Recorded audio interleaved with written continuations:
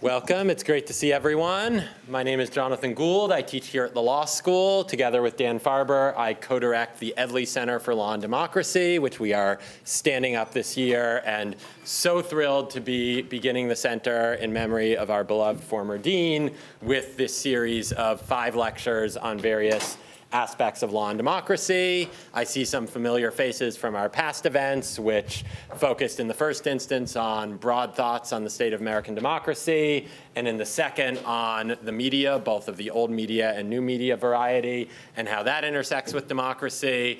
And we're really thrilled today to think about elections, to think about democratic structures, to think about the criminal law in relation to democracy.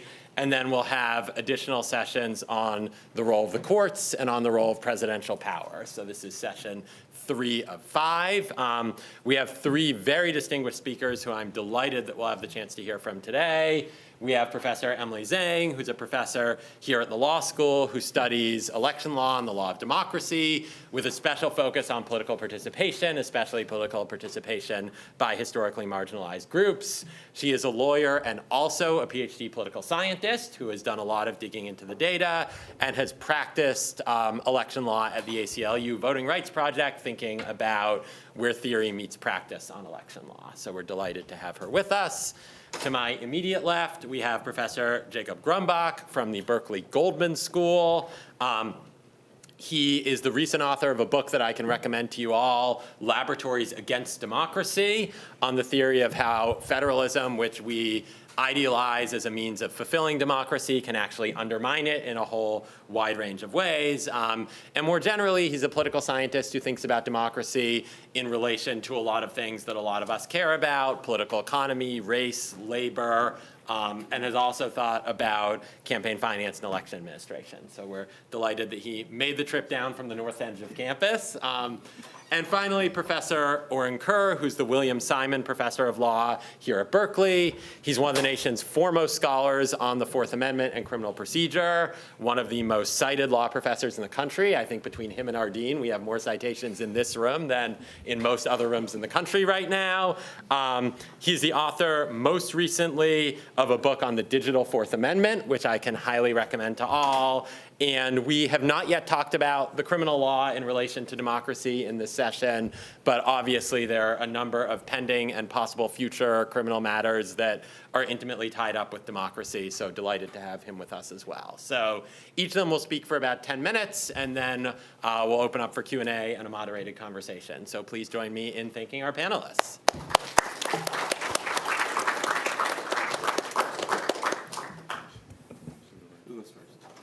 What I was wondering too. Do you have a recommendation? I think Jacob, Emily. All right. Phew. Good order. All right. I'm Jake Grumbach. I'm a professor of public policy here at the Goldman School. Great to be here. My joke, I've published 1 law review article and done, a huge amount of statistical expert witnessing, but I like to start these law school talks by saying I'm no big city lawyer, but it's great to be here. Thanks for including me. To sort of segue from John Gould's generous introduction, the 2 points I want to make in this sort of introductory remarks. The first is the general argument of my book, Laboratories Against Democracy, from 2022, one of the New Yorker's 100 best books of 2022, available at fine and trashy bookstores. But it's about the collision of the heavily decentralized democratic institutions of the U.S., which even compared to federal systems around the world, federal systems with multi-level governance in Canada, Switzerland, Germany, India, Mexico, and so forth, the U.S. is especially decentralized and puts its authority and administration of democratic institutions like election administration and legislative districting at the lower level of government. And that institutional setup has been true since the 18th century in the U.S., but has collided with newly nationalized political parties and a nationalized party system. So the collision of nationalized parties that are 2 unified national teams, whether you're running for local dog catcher or president of the United States, you're part of a national network of fundraising, of aligned media, of activist groups, and of voters and voter behavior in a way that's never before been seen in the US system, facilitated by a particular technological moment and huge investments by organizations to engage activists across the country on policy issues since the 60s and 70s.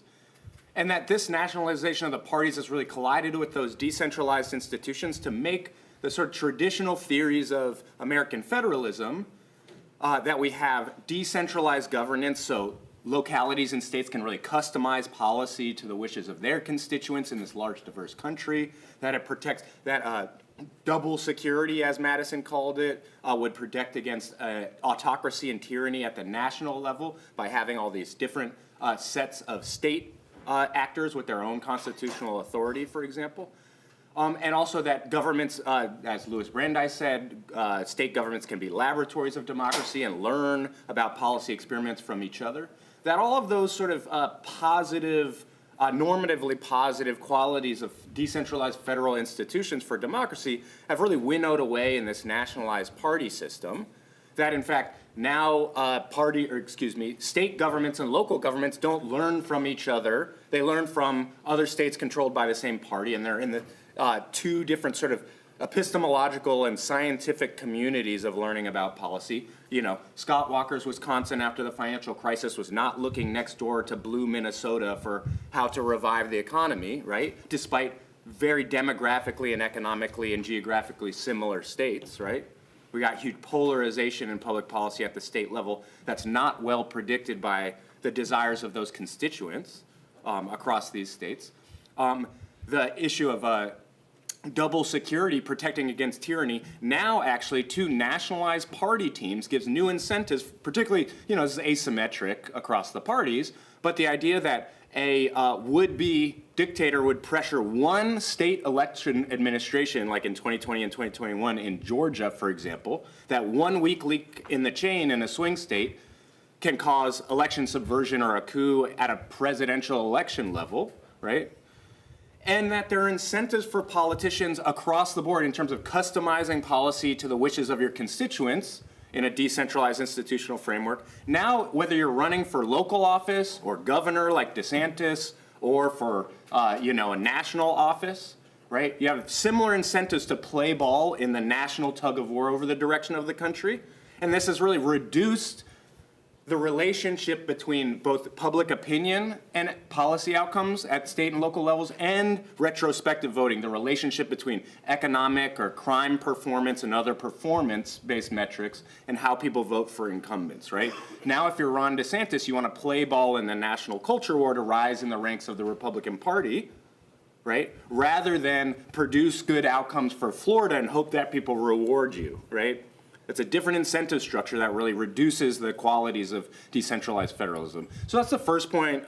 Please check out my book and associated papers on this type of stuff. I think the Dobbs decision is a good example of this, where it returned authority over abortion rights to the states in a new way, expanded the the variance by which states can make abortion policy, right? And the idea there was that, states will then customize policy to the wishes of their constituents. But I and political scientist Chris Warshaw did some analysis of public opinion that actually fewer Americans now are living under their preferred abortion policy regime than pre-Dobbs, right? And that's in part because of, I think it's a little, all about it. It's a little cliche now, but gerrymandering in a number of states allows an anti-abortion minority of voters to set the majority of the state legislature. And we estimate that 2 or 3 of the abortion bans or near abortion bans in the states go against sort of majority opinion in those states,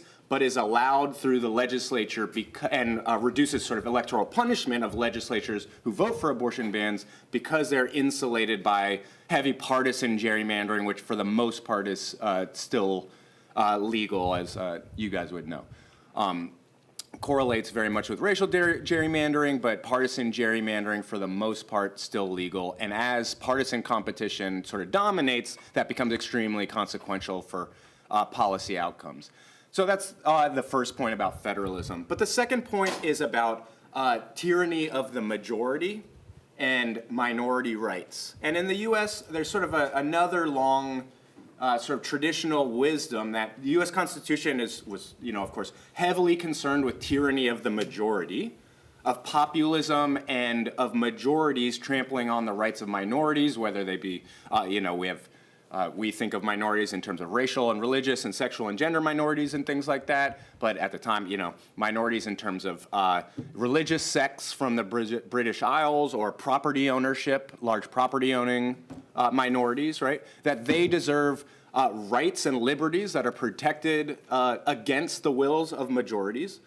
But empirically, I'm an empiricist, right? I care a lot about theory, but empirically throughout US history and increasingly, actually, it is not a tension between minority rights and majority rule. Same thing with threats to the rule of law and the peaceful transfer of power in presidential elections in the US.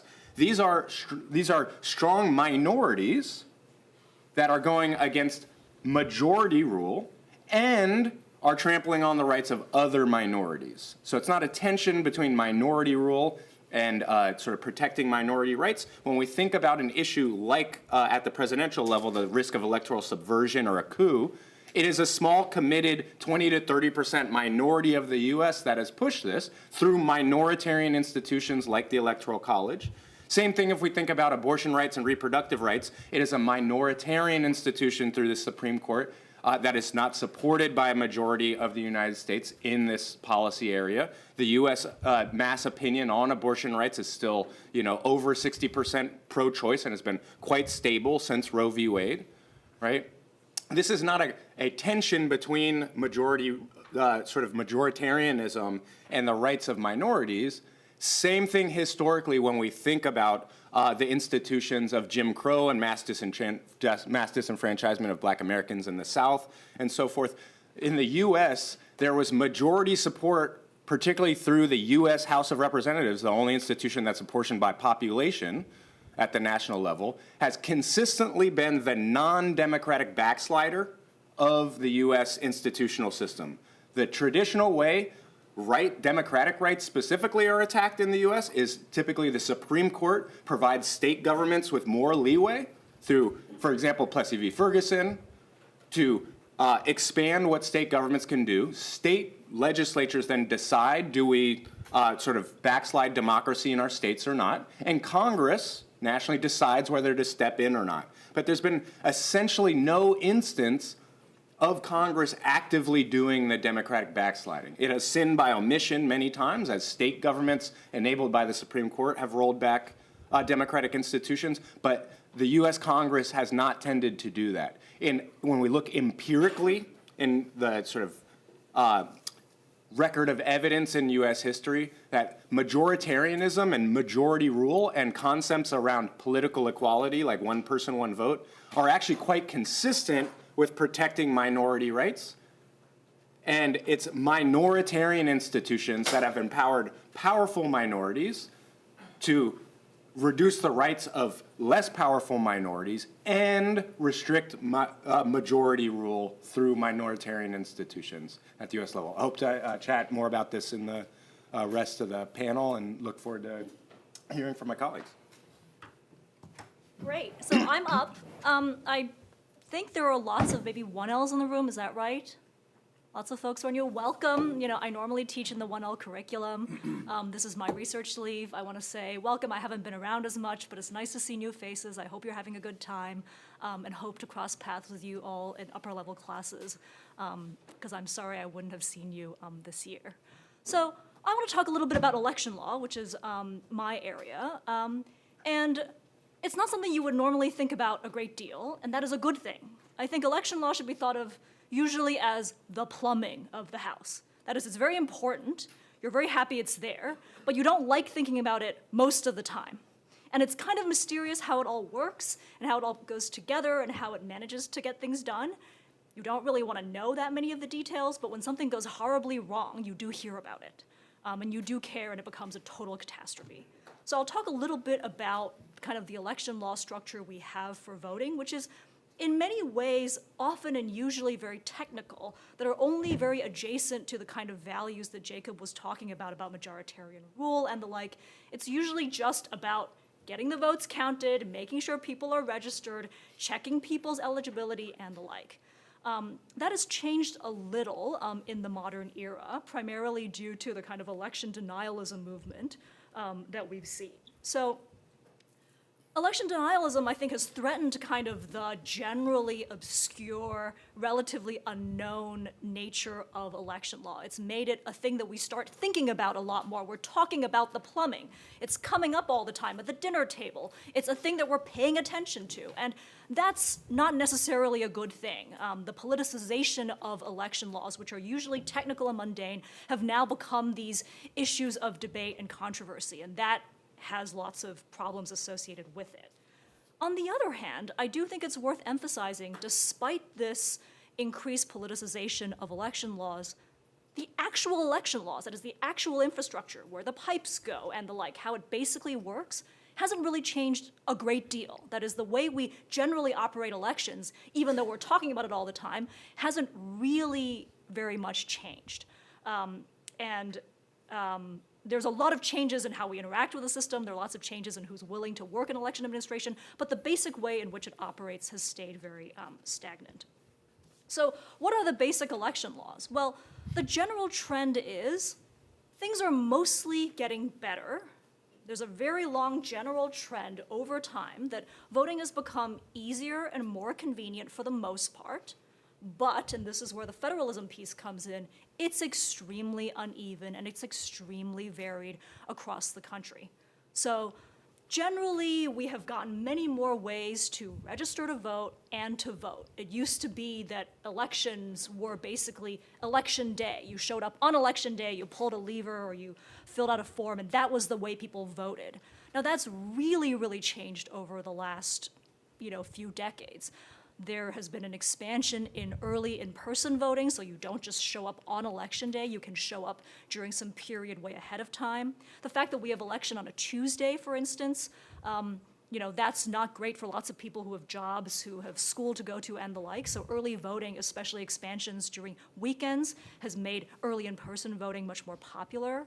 And then, of course, for those of you who live here and vote in California, voting by mail has been a massive expansion and improvement in getting people to be able to access the ballot. Now, there is a huge amount of variation in who gets to vote by mail and when you get to vote by mail. And I think folks in California can sometimes take it very much for granted, the availability of vote by mail. We have what's known as a no-excuse absentee vote by mail system. That is, you don't need to have a reason to want a mail-in ballot. You just get sent one.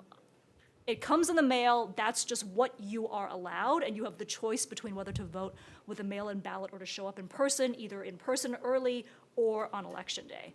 In lots of other places, that is not automatic. So first, you may have to request an absentee ballot in some places. Now, you may not need a reason to. You can just say, I really want one, please give me one, but still, you have to go on some website, fill out a form and say you want one. Then there are, of course, states that only allow vote by mail if you have an excuse. That is, the traditional way of voting, showing up either early in person or on election day, doesn't work for me because I have work that takes me out of the country, I have work that takes me out of the county where I reside, I have various mobility issues and therefore can't vote in person and the like. So those are known as the excuse-based absentee states. And there's immense variation in what is available across the country. So there's a way of thinking about election law as kind of not a single set of election law, but a set of 50 different types of election laws. Then there are some elements of voting that are pretty standardized. There are very, very few of those. Generally, there's a huge variation. Very few of the aspects are regulated in part because of the intervention of federal law. So we've got federal laws that govern, for instance, who can and cannot be purged from the voter rolls. So you may all have registered to vote, hopefully at some point in your life. You got on the rolls, and then when you show up on election day, they check you against the rolls and see, all right, you've registered, you're eligible, we've checked everything, you can vote.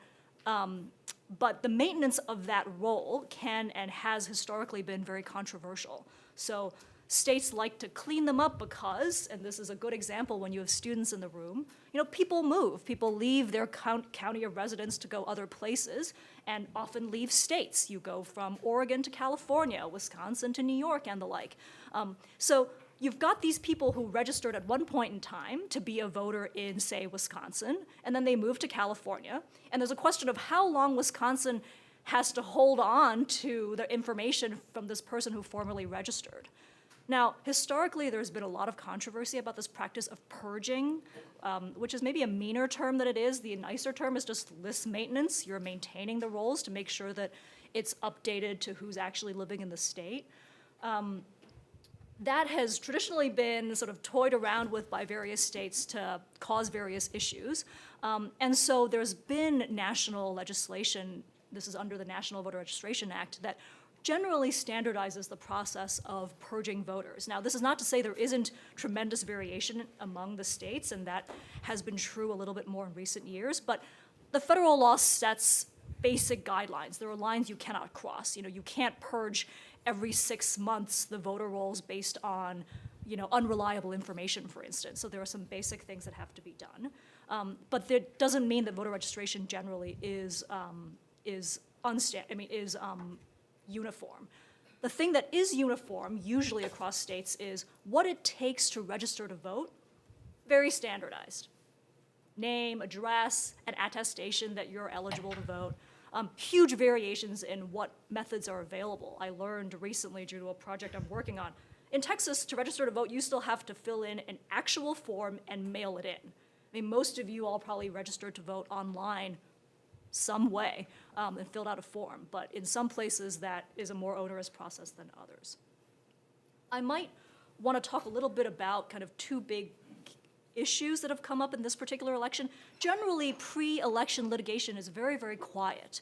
And it's a good thing. We shouldn't have lots and lots of disputes about how to run our elections right before the election, for the simple, basic reason that most voters aren't paying that much attention to election laws, and there's a lot of stickiness in what people are used to, and so there's often good reason not to change these rules in the period immediately leading up to an election. And you'll see there's usually a bunch of election litigation that happens significantly in advance of an election. Lawsuits that relate to, for instance, there are all this academic research that finds that candidates who are listed top on the ballot basically get a bonus. And this is just due to a cognitive bias we have towards the people who are at the top of the list. This is the same bias in publication, for instance, of folks who are early in the alphabet. If you have a last name that's early in the alphabet, you get cited a little more, apparently. Speaking as someone at the very, very bottom of the alphabet, I'm very sensitive to this particular research. Accomplishments all the more impressive. But there's this voluminous research that basically shows, puts them on the top of the ticket, they're gonna get, I don't remember the actual estimate, but like 2% extra votes. Now that's pretty unfair. This is not because they're a better candidate, they just happen to be at the top of the list. So there's been a lot of litigation to try and get that changed. And that has been relatively successful, but none of this is gonna happen in the half year or even a year before an election. That stuff that's trying to get things changed, that's happening way in advance.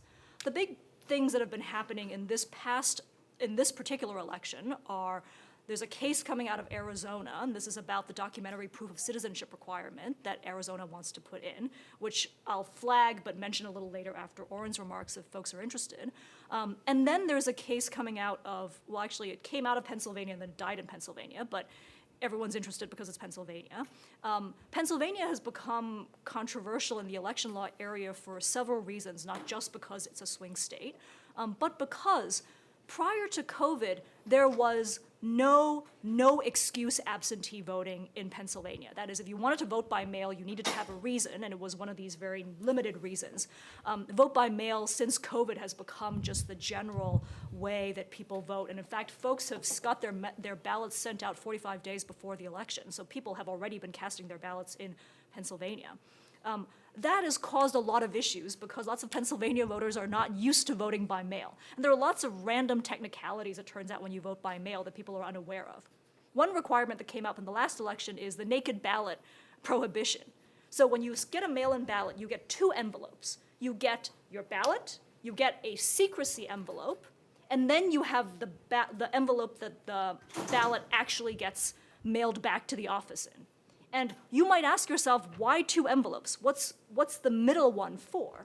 Well, the middle one is for the modesty and the protection of the privacy of the voter. It's a way of de-anonymizing the vote even though the envelope that the ballot is mailed in might reveal someone's identity. And so it's an important aspect of the mail-in voting system.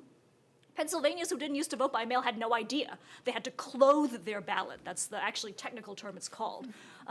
And so a bunch of people were sending in their ballots without clothing them, causing a bunch of issues in the last election. And a local election officials actually posed naked in various ads as a way of raising awareness among voters that they should clothe their ballot and the like. The big controversy that's come up in this particular election is a dating requirement. The sad form of dating, not the more fun version. You have to date your ballot when you send it back. Now, this is a technicality in the election law. I don't think anyone particularly thought too hard about why it was important and the like, but people are getting dates wrong all the time. I mean, speaking as someone who's extremely prone to getting dates wrong, people are writing the wrong date on their ballot, dates that don't make sense at all. For instance, a ballot that has been received on a day that is before the date that was on the envelope. And that's technically causing issues because that doesn't align with the election laws. But there are reasons to believe that the date that the ballot was sent is actually totally valid and should be counted. In any event, that dispute went up to the court, up to the Pennsylvania Supreme Court. Oh, one other reason why Pennsylvania is a state to look at is because it has a very active state Supreme Court, a very liberal-leaning state Supreme Court that has been willing to get involved in some of these prior election law disputes, which is why it was in the news this year. But they heard that case and they decided to dismiss it. So basically the answer is no emergencies on the election law front pre-election at the least at the moment. Thanks so much. It's a delight to be here. My name is Orin Kerr. I'm a professor of criminal law. And a question you might be wondering is, why is criminal law relevant to a topic of the law of democracy? And I had that same question when I was invited to be on the panel. I said, why would you want me on a panel? I don't know anything about democratic theory and all that kind of big picture stuff. I'm just a criminal law professor, country lawyer or criminal law professor. So here's the connection. As we have, as Professor Grumbach had, I think, exactly correctly pointed out, we're in a deeply partisan world where we're splintered into Team Red and Team Blue. And both Team Red and Team Blue are looking for any advantage they can take within the rules, even against the spirit of the rules, but nonetheless within the rules, to get some sort of an advantage over the other side. And so that might mean gerrymandering. It does mean gerrymandering. It might mean electing, people to posts that are not supposed to be partisan and not supposed to have a partisan balance, but in fact are being occupied by people with strong partisan agendas. It means using the courts in this way, taking advantage of any possible rules in terms of who gets nominated, who can get confirmed. If there's the opposite party up for nomination, you vote against all of their nominees, even if they're wonderful people. Even if they'd be quite good judges, you might think, back in your office, they're going to be a great judge. Still going to vote against them because they're on the other team. So you have this sort of splintering, and that does a bunch of different things. One thing it does is it increases the tension in each one of our laws as to its potentially anti-democratic nature. I mean, it's inherent in any government that the government is going to be imperfect, right? You think about it, it's a bunch of people that get together and say, let's create some rules. Well, what rules should we all create? And then you try to create institutions, and you have compromises in the creation of the institutions. And you're going to have some sort of imperfect, hopefully okay system, but an imperfect system that emerges. And for the most part, when the government works okay, that sort of is good enough for government work and everything's fine. But when you get this incredibly partisan environment where there's Team Red and Team Blue, any advantage helps, and any way you can squeeze a slight advantage out of the system is something that probably they're going to do. These nuances of what does democracy mean and to what extent can these institutions be used in anti-democratic ways suddenly become incredibly important. So let me talk about the role of criminal law in that. When you think about criminal prosecutions, what is the role of criminal prosecutions in the law of democracy? Well, one role might be trying to deter violations of the law of democracy, prosecuting somebody for trying to lead a coup, or how about a candidate who calls the guy who's in charge of voting at the state level and says, I need to find 11,000 votes. You're on my team, remember? I'm team red, you're team red. Here's what I need. I need these votes. The one role of criminal law is saying to deter against those sort of misuses and abuses of the rules, we will have criminal prosecutions, and not only prosecutions, but also investigations. So that's one possibility. Now, the flip side is that these powers to investigate and prosecute are also tremendous political tools. And so go back to special counsel rules. We've seen over the last 30, 40 years, it often ends up being the case that, the party out of power in Washington wants investigations of the party in power, and everyone's trying to investigate everybody else. If the House is blue, they're investigating, certain people on the conservative side. If the House is red, then they're investigating certain people on the liberal side. And it's totally obvious, I think, to everybody what the political agenda is. I mean, why do the Republicans care so much about Hunter Biden? It's not because they just think he is uniquely problematic in American life. It's a way of going after Joe Biden. And we have this incentive created by these institutions that have the investigatory power in the context of Congress or in the Justice Department to create sort of an apparatus to investigate because it's terrible, someone's being investigated, that always looks terrible politically, referring them for criminal prosecution and then prosecuting them. There's both the good faith sort of happy democratic version of that, enforcing the law, which is good, and then there's the bad faith anti-democratic part of that, which is bad, which is trying to influence voters by a perception that one side's politicians, one side's representatives are crooks, which they may or may not be. Obviously, that can depend on who those people are. But these are incredibly powerful political tools. It's no surprise to me that when Donald Trump started running for president in 2015, lock her up was one of the themes. My opponents are crooks. And it wasn't in any way a surprise to me, at least. I actually had a tweet soon after Trump was elected that was, if Trump runs for re-election in 2020, he's either going to be investigating his opponent or he's going to create the false impression of investigating his opponent. And so I was not in any way surprised when he sent his personal lawyer as president to Ukraine to try to get them to announce a criminal investigation of Trump's then believed to be opponent, Joe Biden. It's just a way of trying to harness this public perception that somebody is a criminal, which is just thought, that is going to lead to some sort of an advantage in the political system. And then, of course, if you can prosecute them and actually get them convicted and lead to jail, they can still run for office, but presumably voters will, at least swing voters, will not be hugely pleased by that. That's at least the traditional thinking, whether it's true or not. And so that brings me to some of the decisions we've seen from the Supreme Court, which I think are have this sensitivity to this issue in mind and might explain some otherwise puzzling decisions, or at least explain kind of why maybe the Supreme Court is doing what it's doing. At least it's a better narrative, or to some degree, I think, explanatory of what some of the justices are thinking. So to take one example, Trump versus Anderson, this is the 14th Amendment article, Section 3 of the 14th Amendment claim that Trump was ineligible to run for office because of his role in January 6th. And the Colorado Supreme Court ruled that he could be taken off of the ballot in Colorado. The Supreme Court, as you know, takes the case and rules, no, the 14th Amendment, Section 3, can't be used by states absent an act of Congress when we're dealing with federal offices and federal elections.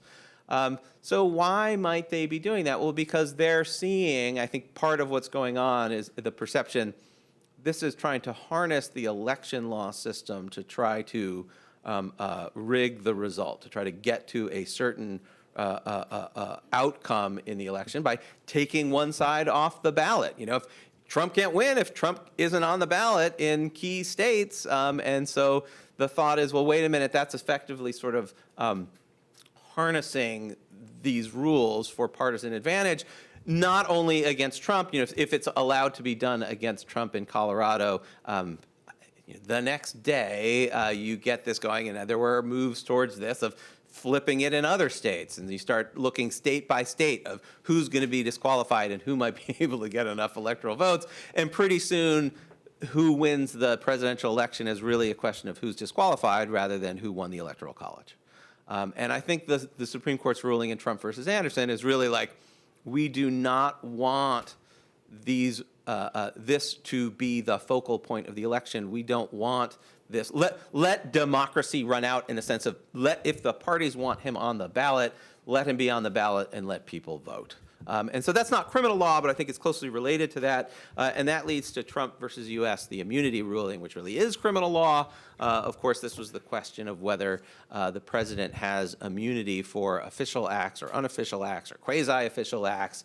And the Supreme Court's decision is very strongly in favor of allowing a president to have immunity against criminal prosecution, allowing it in some circumstances, not allowing it in other circumstances. But they, if you could sort of imagine this as a grand line drawing exercise, as law professors like to think of every legal question, they drew the line pretty strongly in favor of immunity. Why did they do that? I think it's, again, I think a lot of what was going on there, especially in the eyes, I imagine, of Chief Justice Roberts, is trying to prevent criminal law from being used as a tool to try to influence future elections, future presidential elections. And I think they were thinking, the oral argument was clear, they were thinking a lot more than Trump. They were trying to answer these huge questions. And I think one reason why that's a plausibly sensible way to approach it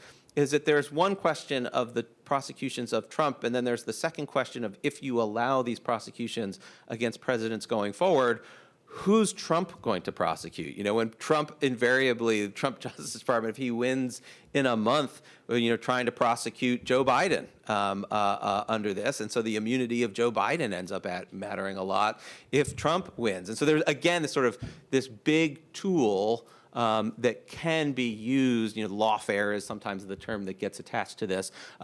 But criminal law as a tool to try to influence who wins elections by really transforming the impressions among the public about the nature of this particular candidate.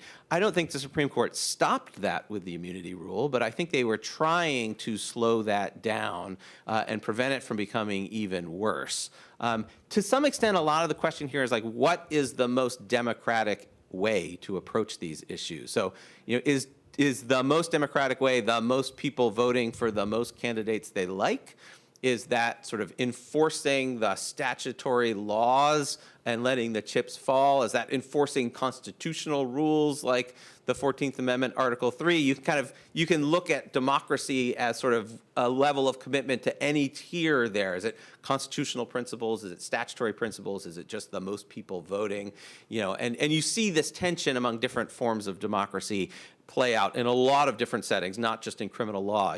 Gerrymandering is one, is the most democratic answer to allow the legislatures to do it? Is it to have courts do it? What's the most democratic? These questions, always are going to lead to different views of democracy and different tensions. But I think the Supreme Court in the Trump versus Anderson and Trump versus United States cases was actually trying to pursue a vision of democracy, which was to maybe try to tone down in deeply, deeply partisan efforts and keep parties from having these tools. And as we get sort of, I don't know if we're approaching a point, some sort of 100% partisanship, what seems to be a singularity is coming our way. And I don't know what goes beyond that. But I think those were efforts, at least by some of the justices, to diffuse the tools and allow democracy to work a little bit better. At a lot of tension, I some of the things the Supreme Court said Trump is immune on, I would not have said he's immune on, and struck me as clearly unofficial acts. But again, that's like a line drawing exercise. And I think the basic theme is I think the court was trying to ensure a continuing democracy, and we will know soon whether they're failed or succeeded. Thank you for listening. Please join me in thanking the panelists.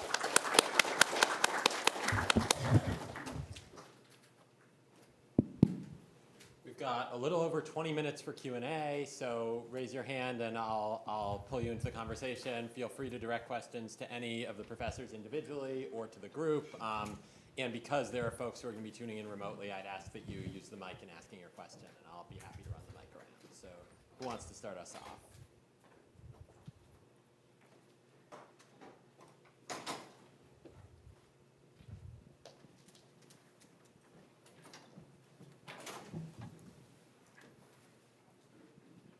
Yeah, so I want to pick up on a theme that was mentioned earlier about how state level decisions with election law oftentimes ripple out beyond, and how the federal government oftentimes has to intervene. I think that we've seen through the redistricting majority project, state level voter suppression efforts that people are trying to weaponize individual state laws to have a national result.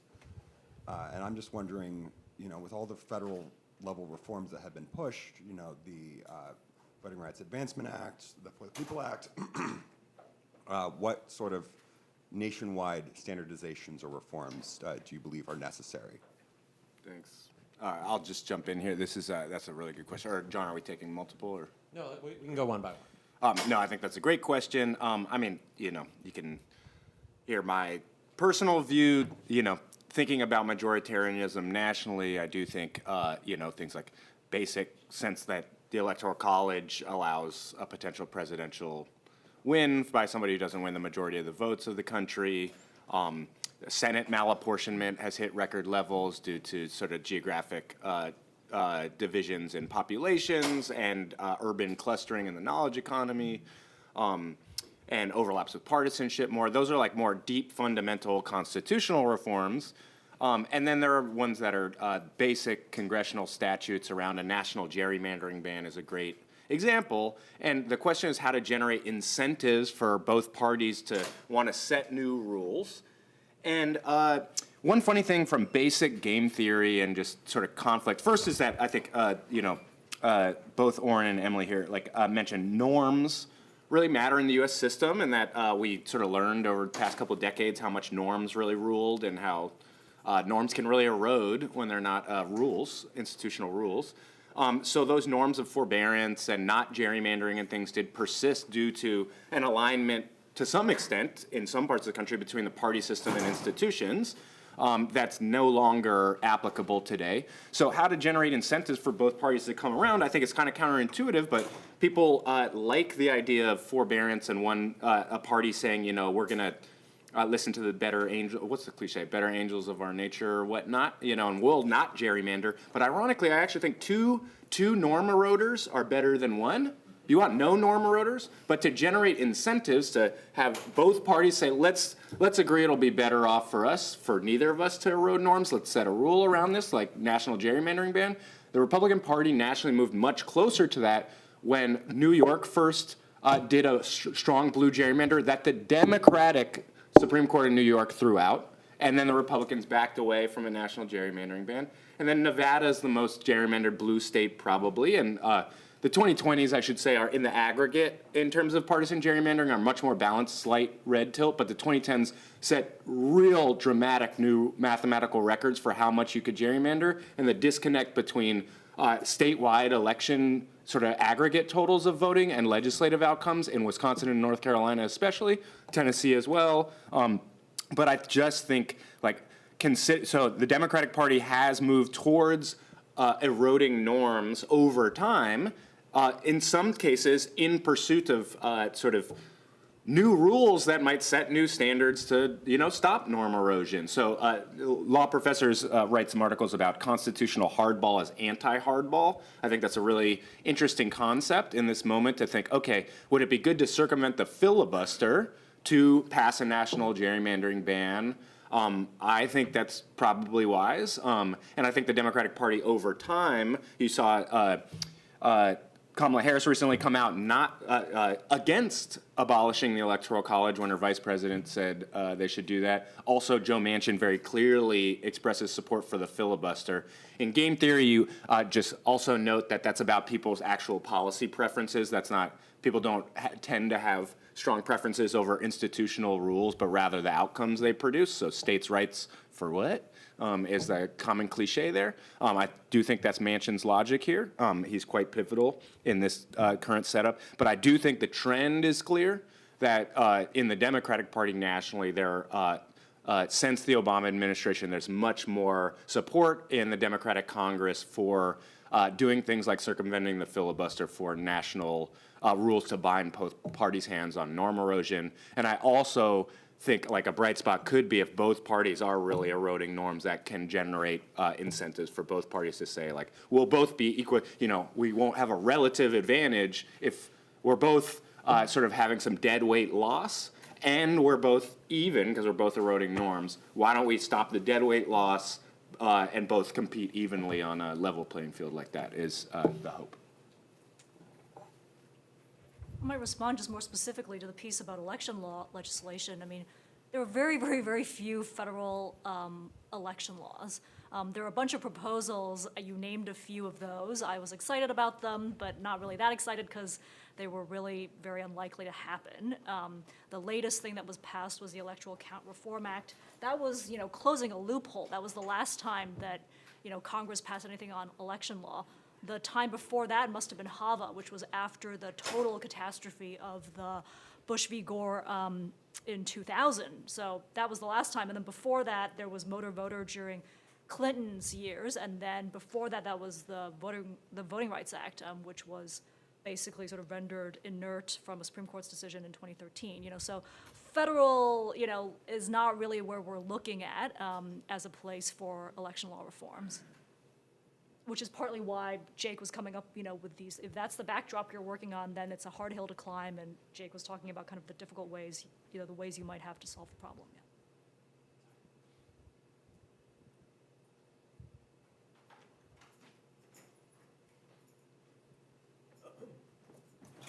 Thanks. I have two questions. One, I'm sort of thinking about Jake and Orin, and the other one I'm thinking about Emily. But people may have other things to contribute. So the first question, it seems to be from Orin's account, one of the implicit assumption on the Supreme Court side, and the reason a lot of people were upset about the opinion, is the court clearly doesn't see the president institutionally as posing a threat to democracy. Otherwise, they'd be more worried about deterring that.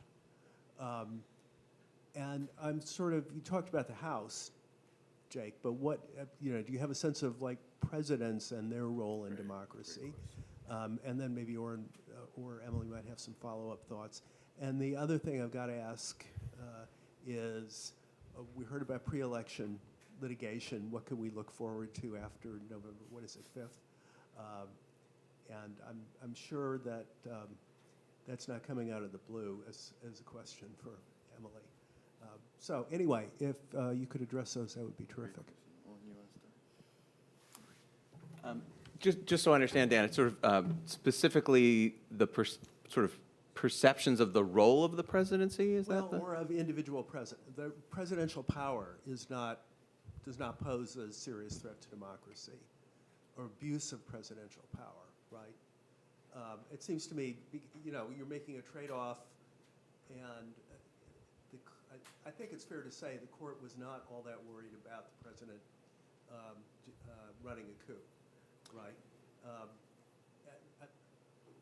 don't know. Maybe I'm wrong about that, and if you think that's wrong, correct me. But I think they would have been a little more circumscribed about immunity if they thought that was a real issue. And I'm just sort of wondering, do we all agree with that? There are people who get themselves worked up about it, but maybe that's wrong. Yeah, certainly a question they must have thought a lot about is Trump a one-off? Like, here's this individual who shows up who's so contrary to constitutional norms, so contrary to constitutional traditions, and yet a lot of people seem to love him. And so what do you assume that that's just sort of the new normal and there's more officials like that, or is American politics going to go back to its relative normal? I kind of, in hearing the argument and in reading the opinion, I kind of assume they're thinking Trump is kind of a one-off and you don't really have to worry so much about what he did that one time, because the American people will have the sense to not sort of put us back in that situation again. That's my guess. But obviously this is all just speculation, but the opinion reads that way. That's how I think of it, at least. Yeah, I think, and I mean, a few answers. I think Orin hits right the tension between using, so small d democracy, like you just want to give majorities or legislative supremacy the, ability to, if there is nothing reserved outside of majoritarian control, then in theory you can use like majorities. If majorities support the extra legal prosecution of whatever, like that really goes. So where, this is tough in defining small d democracy as having the rule of law within it too that can be in tension with other principles. And then I would just reiterate what I said in an opening comment. Luckily, I think for me, like looking as a social scientist, empirically, they're not in tension. In theory, there is a lot of tension here, but empirically that doesn't tend to happen. Like the coup was a very minoritarian movement, right? And I do think like that's a lucky thing that I think in this era of American politics, we can look to majorities to also protect things like peaceful transfer of power and the rule of law is actually like a lucky thing that it's not majoritarian demagoguery the founders worried about. It's a sort of very geographically, politically advantaged, committed minority. To this, then I would also say, like, Juan Linz, the old comparative politics scholar, he wrote about the perils of presidentialism, and he wrote, really focusing on Latin America, that there's sort of right-wing populist demagogues through the presidency, like, really disrupted the political systems repeatedly in Latin America, and he supported sort of parliamentarianism in general in Latin American institutions, and now it's just striking reading that, like, 80s, 90s content, about Latin America, and the music was incredible at the time. And it was, but it's striking to read this now, and it is so applicable to the U.S., just like tremendously so. And thinking through also the ways that Trump, so there's meso-institutions that are not constitutional or formal institutions, the party management institutions, right? And we know this in Jim Crow, how the white primary was a different set of sort of pseudo-law than formal poll taxes and literacy tests and things like that. Party management is so crucial in the U.S. in this nationalized political context especially, and Trump was a perfect storm for the party nomination system, right? And leveraging other features of this new technological moment like mass media, and having a presence in mass media before through The Apprentice and so forth. Like that was a particular thing that leads us to think about these meso-party institutions as well. But I think in general, it does bring into really stark relief how presidentialism can be really challenging, and just again the disconnect. I'll even go farther than my sort of critique of federalism at this point of nationalized parties, but it's like the U.S. really is, we're in a highly polarized, nationalized, parliamentary style politics with very different political institutions that are meant for very decentralized parties, and this is just that's why I would say to the extent I hope support for one person, one vote, and eventual something like proportional representation could begin, because there's so much focus. You talk to a Democratic Party primary voter in the last couple cycles, or about the Harris nomination and change it. Everybody now, if you want to exert influence as a voter on the parties or an activist now, right? It's really hard to do that in a general election, and that's how we hope most people with busy lives intervene in politics, is through general election voting. You throw the bastards out, you keep them in, you like this party better than the other party, right? In the U.S. system, a huge amount is through the nominations process, and you think about, I don't know, activists in the Democratic Party are doing like, oh, in Michigan, we're going to vote uncommitted, and then we're all pundits on who's electable, and we don't want to hurt Biden, but he's got to change the nomination. And this is actually how like the mainstream Democratic Party base operates, as like MSNBC pundit brain people, and that's a hugely terrible way for mass political behavior to happen, where everybody is playing second order belief, sort of Keynesian beauty contest, sort of politicking. So I want to bring back the point is institutions that bring back first order political preference checking and aggregating those preferences is the basic functions of a political system, and the US is really struggling with that. All right, post-election litigation. There will be litigation. The question is whether it matters. So I'll tell you what happened in 2020. So in 2020, there was the issue with the mail-in ballots, as I said, in Pennsylvania. Ballots got mailed out, and there was a concern that the ballots wouldn't get back to the elections office until after the submission deadline. And a bunch of people sued in Pennsylvania in the state courts that said, you've got to accept the ballots even if they arrive later than the date that's in the laws. Because people's ballots are getting lost, the post office isn't good, and the like, you've got to extend the deadline to about I can't remember exactly the date, 2-3 days after the deadline. Please change the law so that we can allow everyone's votes to count in this election. Pennsylvania Supreme Court agreed with that. They said, yes, we're going to extend the deadline to count these ballots. That was then brought to the Supreme Court. The Supreme Court said, we're not going to get involved, but a couple of justices were very upset. They said, we're upset that we're not getting involved. We're, A, really annoyed that this is coming to us so late in the game, such that we can't get together and make a decision about this. And B, what they said was basically, if something were to happen, we'd really like to decide it before, not after, because once the issue shows up after, let's say you've got a bunch of ballots that arrive after the deadline that under the previous regime would not have been counted, but under the current regime would be counted, and if the number of those ballots is larger than the margin of error, then the decision on this particular question, whether to count these ballots under these circumstances, becomes unbelievably important. The whole election comes down to whether to count these ballots. Very thankfully, in 2020, the margin of error was larger than the total number of ballots that were in question, for these types of ballots. So that's not an issue. So it all comes down to how close this thing gets, and whatever the controversy over the laws might be, and whether that bucket of votes is accounted for in the margin of error. If not, and if we've got the nightmare scenario is really close margins in lots of states, lots of election law controversies in those states that all exceed the margin of error, and then we're completely toast.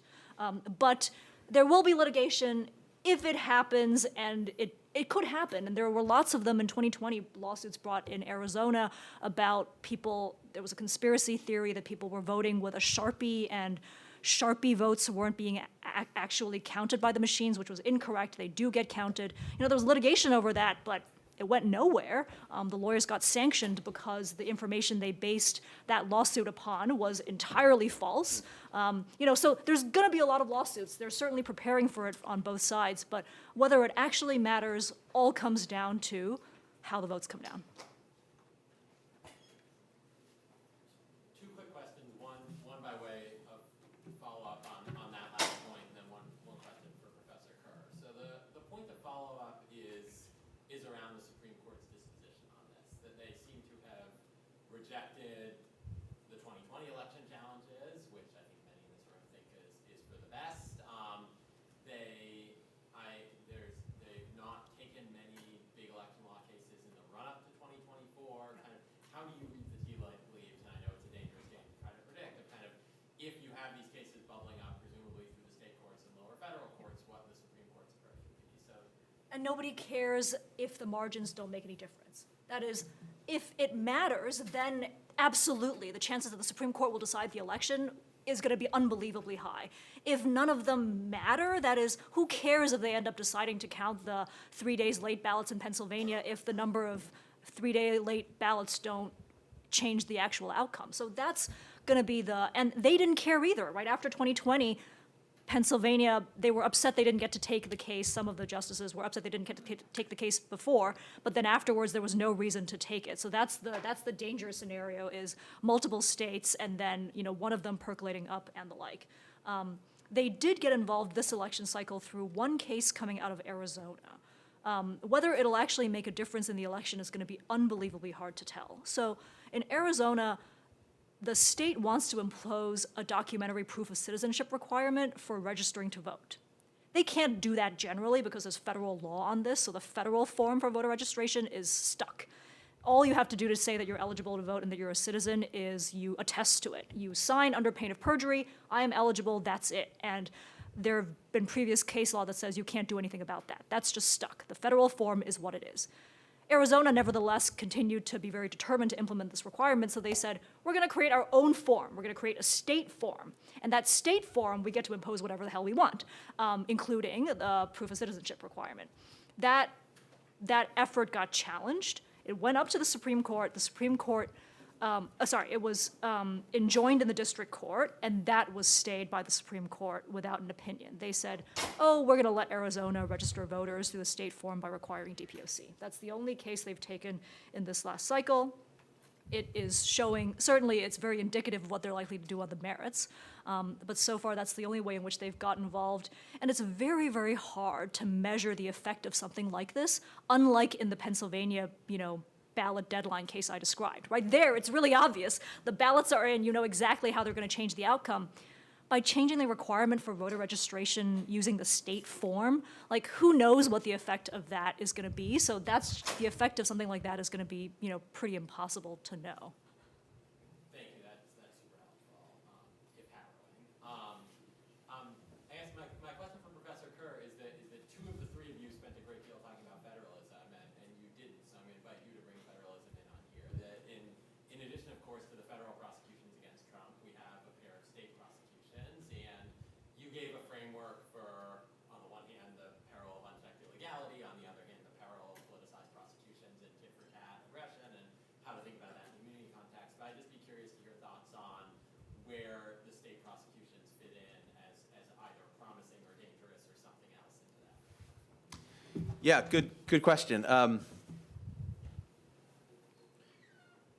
I mean, I think it'll be interesting to see, obviously, how the immunity issues play out with respect to the state prosecutions. The fact that it does not appear that Trump is going to face, I mean, I guess he has the New York case coming up. Is that still, no, has that also been delayed until the sentencing and that has been delayed? So I think, you know, those issues maybe just pass off until after the election. I assume that if Trump is elected, there's speculation about this question, but I assume there's some sort of constitutional doctrine which a federal court stays any prison term served by the current president. I guess we could have encountered this if Eugene Debs had been elected president a long time ago. But I assume there's some sort of doctrine that forces the state to stop its case while the person is president. And so to some extent, that part of it just is a lurking aspect of it, but I think it probably also influenced the court's immunity ruling, a sense that, you know, you're going to have red states and blue states, and the blue states are going to prosecute the Republicans and and flip it, with the red states prosecuting the Democratic presidents. So I think that's still very much lurking as a concern. And I think going forward, that's going to be where a lot of the action is. We'll see how the immunity issues play out. I mean, going back to some of the points that were made, I mean, the incentives to make a big name for yourself in American politics now are to be as outrageously partisan as you possibly can. You know, you have all these, this is actually interesting for lawyers in particular, so how legal careers are made. You know, you run for state solicitor general, which is like a new post that didn't even exist in most states like 10 years ago. And then from there, you file these crazy lawsuits and you try to do something as outrageously partisan as you can, and you get national attention, and you run for attorney general. And as attorney general, you file all these amicus briefs, or you bring cases straight to the Supreme Court, or you indict the other side's politicians. You really make a name for yourself that way. And so those incentives are still very much there at the state level. And so we'll see how that plays out. I don't have a strong sense of that.